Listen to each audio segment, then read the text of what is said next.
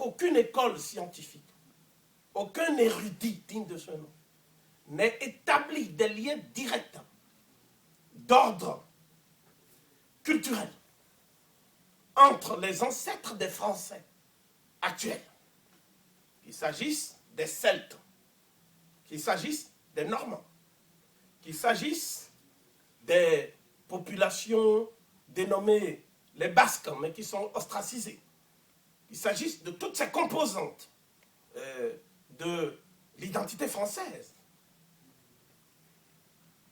Aucun savant connu dans le monde actuel n'a pu établir des liens étroits d'ordre culturel entre les habitants de la France et la civilisation grecque ou la civilisation romaine. C'est le premier point. C'est la raison pour laquelle les érudits distinguent nettement l'héritage païen de la France de l'héritage gréco-latin. Il semblerait qu'il y ait eu un phénomène de refoulement collectif et de reniement de l'héritage païen, pour des raisons sur lesquelles nous reviendrons également tout au long de l'après-midi. Le deuxième héritage assumé, revendiqué, c'est l'héritage judéo-chrétien. Hein? C'est-à-dire que, pour des raisons, des considérations d'ordre électoral, le président de la République se déplace et va célébrer Jeanne d'Arc et les racines chrétiennes de la France. Le président de la République qui a autour de lui des conseillers, hein, donc des gens qui sont versés dans la connaissance de la civilisation française, se déplace pour faire une telle célébration. Ce que nous allons dire aujourd'hui exclut qu'on puisse établir l'existence de racines chrétiennes de la civilisation française. Donc en soi, c'est déjà suffisamment audacieux et préoccupant pour qu'il faille prendre des précautions d'usage. Donc je rappelle que les enjeux de cette question sont des enjeux identitaires. Et que la question fondamentale que je vais poser maintenant est celle-ci. Qui a décrété que la France a un héritage gréco-romain et un héritage judéo-chrétien? Qui? Eh bien, ceux qui ont décrété, ça s'appelle, dans le langage historiographique, une décision historiographique. Hein, c'est une décision historiographique. Hein. Si je décide aujourd'hui que les Médounétaires vont être la langue et l'écriture de l'Afrique unifiée, je pose un acte qui relève d'une décision historiographique. Mais ne peuvent poser de tels actes que des hommes libres, qui ont conscience d'être sur Terre au même titre que tous les autres êtres humains et d'avoir les mêmes capacités intellectuelles, ce qui ne devrait même pas faire l'objet d'un débat. Donc, j'affirme d'entrée de jeu, avant de commencer mon propos, que ceux qui ont pris cette décision historiographique au nom de la France, ce sont les mêmes qui ont élaboré ce qu'on appelle l'idéal de la fraternité maçonnique. Et qui ont prétendu qu'ils se réclament d'un courant dénommé l'humanisme. Hein? Donc, ce sont les mêmes.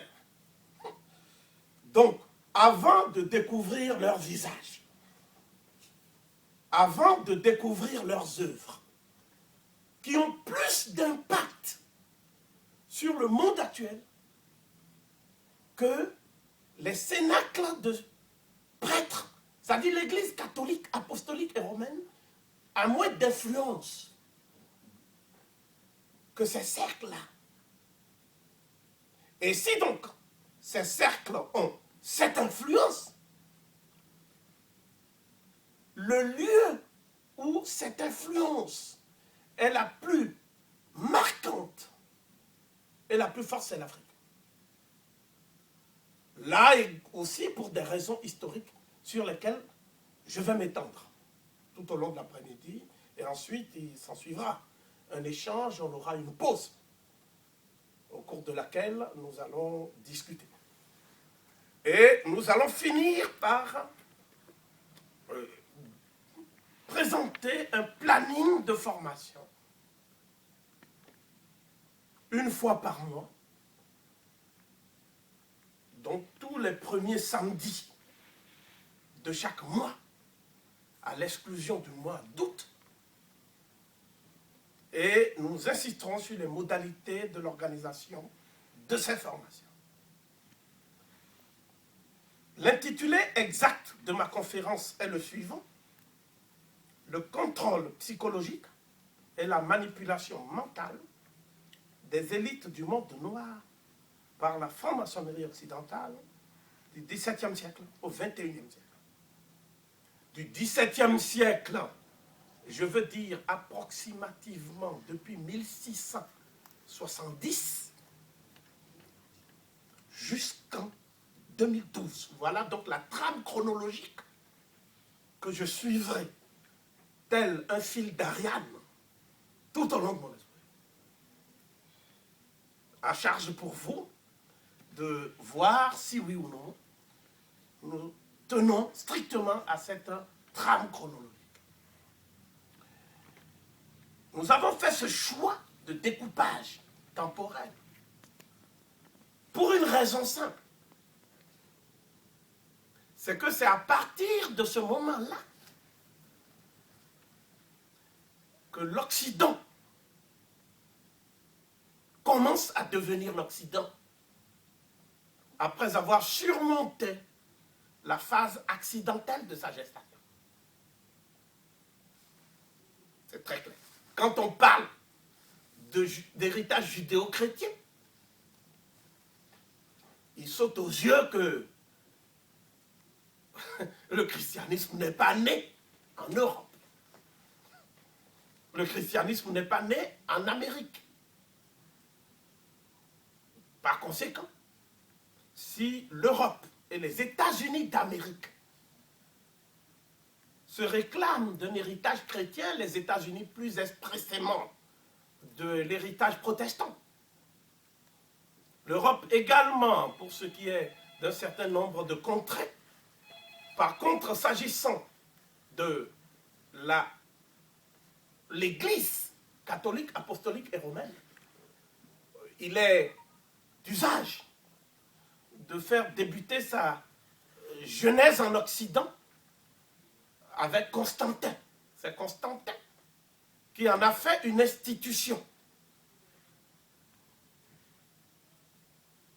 On remonte aux évangiles, on remonte aux lettres des apôtres. Mais en tant qu'institution, en tant qu'État,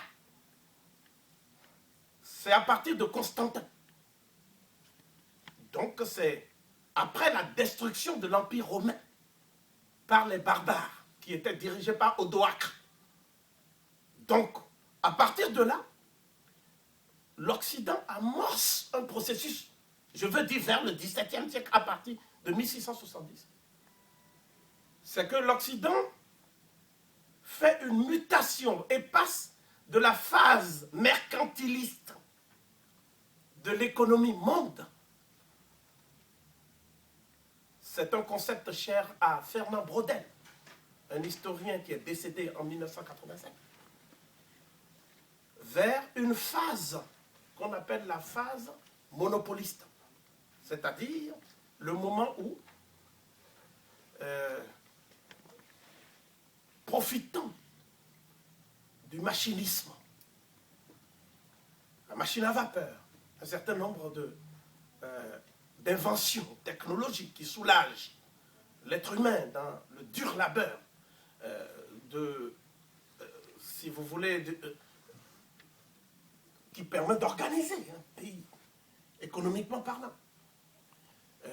À ce moment-là, il s'est passé quelque chose. Et c'est l'Angleterre, ou plutôt la Grande-Bretagne, qui va, de façon précoce, entrer dans ce cycle.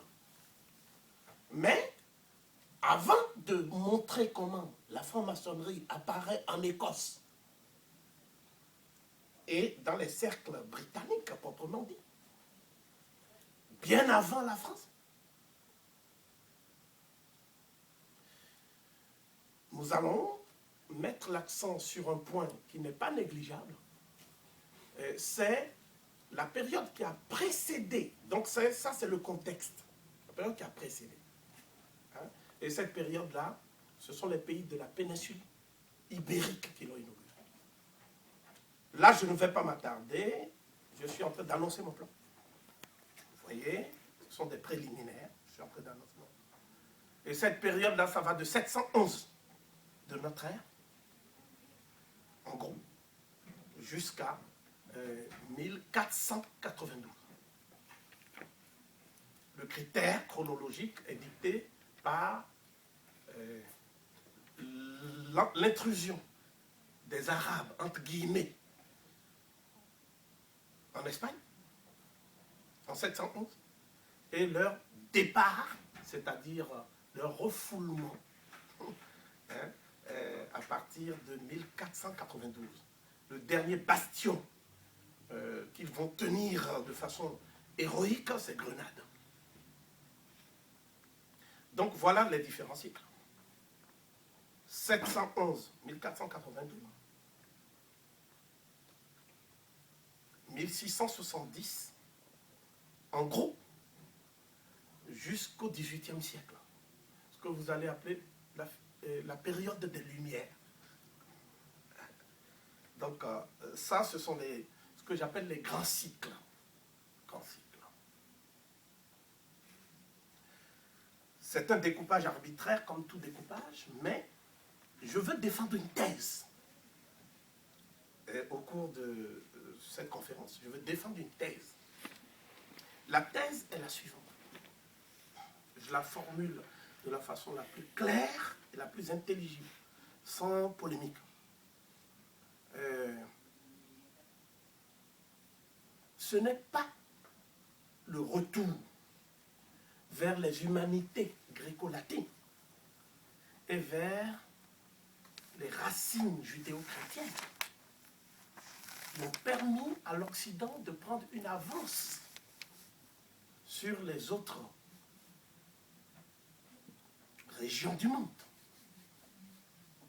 qui étaient manifestement plus avancées. J'en citerai trois régions qui étaient plus avancées. La plus avancée de toutes les régions avant l'éclosion du phénomène qu'on va appeler la civilisation gréco-latine, c'était donc la civilisation dite égypto-nubienne à notre époque. C'était la plus avancée du monde. Je n'entre pas dans la controverse de savoir si ce sont des noirs, des blancs à peau noire ou des blancs à peau rouge qui l'ont créé, puisque mon propos n'est pas un propos anthropologique, n'est-ce pas? Mon exposé relève de ce qu'on appelle l'histoire des idées. Hein, c'est l'historiographie des idées, l'histoire culturelle, tout simplement. Il n'y a pas d'interférence raciale ou somatique ici. Donc je parlerai très peu de race. D'ailleurs, je ne pense pas qu'il y en ait. Je pense qu'il y a une seule espèce humaine. Et à partir de cette espèce, il y a des variétés biologiques qui se sont adaptées à des conditions géographiques, climatiques, qui ont pu façonner certaines mœurs, certains traits, mais qui ne sont pas rédhibitoires. Donc ce que je dis, ça fait partie des précautions. Parce que nous lisons un peu partout que nous sommes des raciologues. Cheikh Anta Diop lui-même a fait une historiographie qui relève de la raciologie. je crois là qu'il s'agit d'un procès d'intention qui émane de ceux qui nous prêtent leur propre disposition morale et intellectuelle. C'est-à-dire qu'il y a une manière de combattre quelqu'un.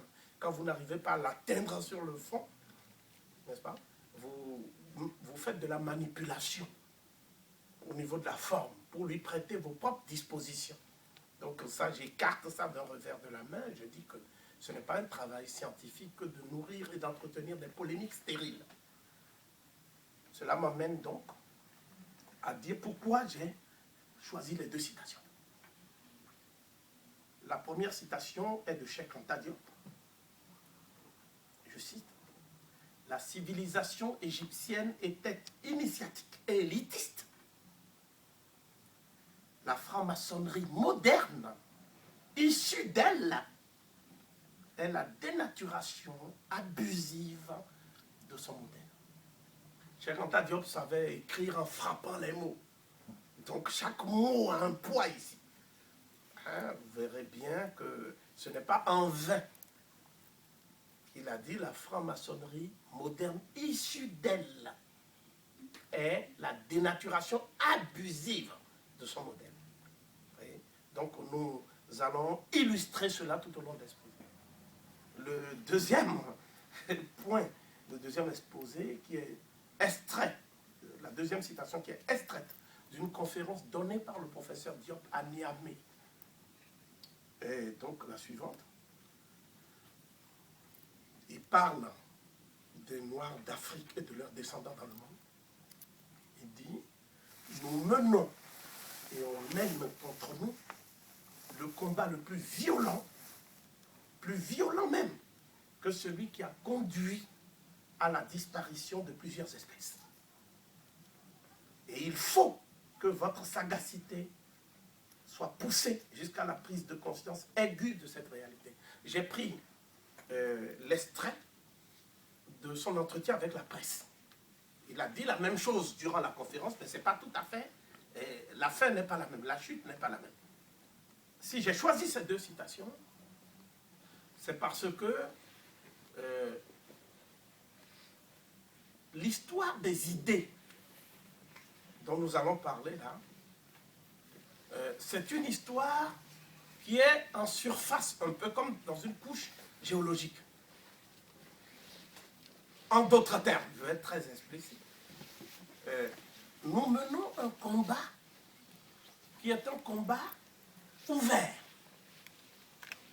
Hein? C'est-à-dire que là, il y a des guerres qui se déroulent dans le monde. Afghanistan, Irak, Côte d'Ivoire, Libye, etc. Ça, c'est le combat qui est ouvert.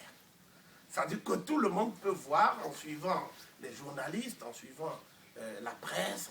Donc il y a une sorte de chronique de ce conflit ouvert. Mais il existe un autre conflit qui est dans la couche inférieure, qui est un conflit qui, lui, est insidieux et qui relève d'une guerre de l'ombre. C'est une guerre de l'ombre qui met en jeu des forces qui se déchaînent. Et ces forces sont souvent des forces occultes. C'est pour ça que j'ai même dit dans l'ombre. J'ai dit dans l'ombre. Bon, ils ont dit philosophie des Lumières, mais pourquoi ils ont pris ce mot lumière? Pourquoi ils n'ont pas dit philosophie de la raison? Ou philosophie rationaliste? Ils ont dit philosophie des Lumières, n'est-ce pas? Mais les autres, ils s'appellent comment? Les frères de lumière. Pourquoi ils disent lumière chaque fois? Ils vont même finir par nous aveugler avec leur lumière. Pourquoi ils disent toujours lumière? C'est quand même... le vocabulaire n'est pas choisi en dépit du bon sens. Hein. Il faut savoir que tout ça, ça obéit à une codification du langage. Vous voyez? Donc, le point le plus important, c'est que ce que je vais dire ici va se situer sur deux plans. sur le plan du combat des idées et des idéaux, qui est public, tout le monde connaît, on dit voilà, il faut défendre l'humanisme, il faut défendre la démocratie, il faut défendre Descartes, il faut défendre Spinoza, etc. Ceux qui disent ça le plus d'ailleurs, c'est les Africains. Il faut défendre la démocratie parce que la démocratie, c'est vraiment la condition pour se développer. C'est-à-dire que c'est ce que dit toute l'élite africaine. Pourquoi ce discours? Pourquoi toute l'élite africaine occidentalisée tient ce discours? Y compris moi-même qui vous parle. Pourquoi nous tenons ce discours?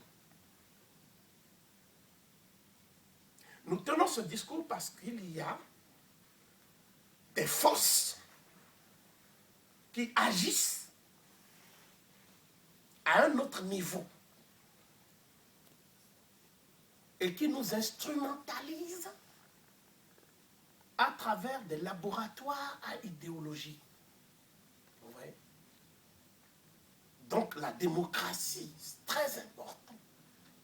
Même quand c'est une démocratie où le perdant devient gagnant. En Afrique, qui perd gagne. RDC. Le perdant a gagné. Et comme le vrai gagnant qui est perdant en fait, lui il a dit, bon cette fois-ci je ne vais pas envoyer les gens se faire massacrer. Pourquoi? Parce qu'il savait déjà qu'il y a des sociétés et des industries qui ont amené des armes. Et qui les ont données pour que les gens se fassent harakiri entre eux. Donc il dit non, cette fois-ci, il n'y aura pas de crise politico-militaire comme en Côte d'Ivoire. Parce qu'il y a déjà eu plus de 8 millions de morts en RDC. Donc on ne va pas encore en tuer plus. Vous comprenez? Mais le problème, c'est quelles sont les forces qui disent qu'il faut la démocratie et l'humanisme, mais qui, lorsque ça ne les arrange pas, le jeu qu'ils ont eux-mêmes posé avec les règles que nous connaissons, ces forces commencent à dire non, le vrai gagnant, c'est le perdant, et inversement. Et ces forces sont presque de reconnaître celui qui a perdu, mais qui est gagnant. Vous voyez ce que je veux dire?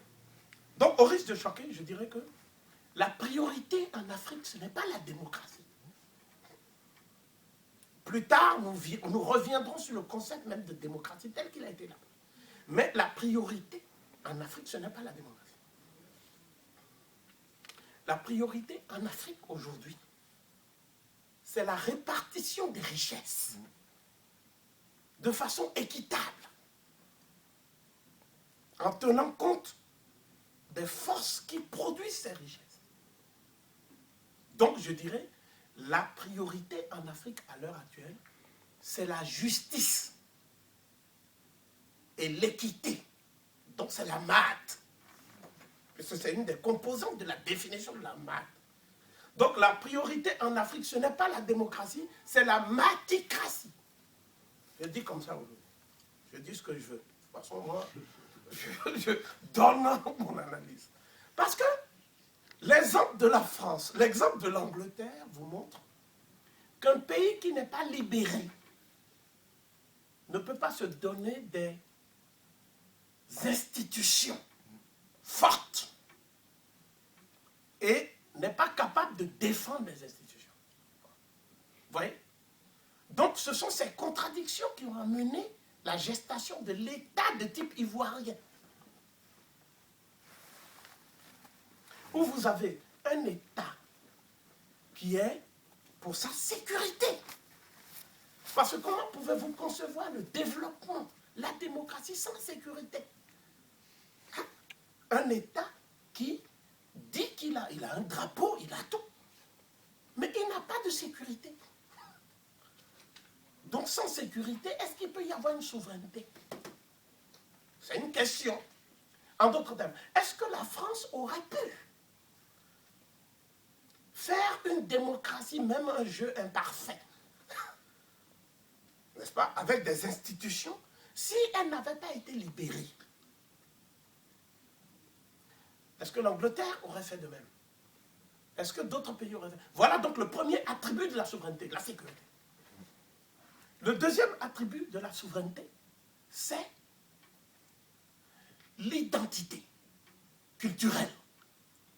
Hein? Vous ne pouvez pas construire une nation si ça ne repose pas sur le socle de l'identité culturelle. Dans l'identité culturelle, il y a trois composantes, trois facteurs. Le premier facteur, c'est le facteur historique. C'est-à-dire que le peuple lui-même a le sentiment collectivement vécu d'une communauté d'origine. C'est à partir de cette communauté d'origine qu'on peut entrevoir une communauté de destin, ce qu'on appelle le sentiment du vivre ensemble. Et deuxièmement, deuxième composant, c'est le facteur linguistique. Le fait de bâtir un enseignement, son système éducatif, sur la maîtrise de sa propre langue ou de ses langues linguistiques. Et la langue devient la cristallisation d'une vision du monde commune. Il faut bien suivre, c'est très sérieux. Et le troisième facteur, c'est le facteur philosophico-spirituel. C'est-à-dire que les gens s'accordent sur des valeurs communes. Des valeurs communes. Et donc, l'éducation citoyenne, l'éducation scolaire, tout ça est mis au service de la promotion de l'identité culturelle d'un peuple. C'est comme ça qu'un peuple devient une nation. Un peuple, ce n'est pas un agrégat d'ethnie, sans lien, qui se réclament des dozos, des histoires comme ça. Vous comprenez, la dozoisation. Est-ce que vous comprenez? D'ailleurs, les dozos même, c'était une véritable confrérie africaine. Ceux qu'on vous présente comme des dozos là, ce sont en fait des pillards, des tueurs, des racketteurs, des violeurs qui se déguisent. Et les locodèmes font des photos pour montrer les dozos. Est-ce que vous comprenez? Hein? Parce que les valeurs des confréries africaines sont incompatibles avec celles des dozos. Donc nous assistons à une dozoisation, c'est-à-dire à une folklorisation de la culture africaine afin de la tuer dans l'œuvre. Il est dans l'ordre des choses que ceux qui font ça échouent. Mais qui fait ça? Ce sont les forces qui mènent le combat dans l'ombre. Il faut bien suivre les deux dimensions. J'ai décidé aujourd'hui d'être très pédagogue.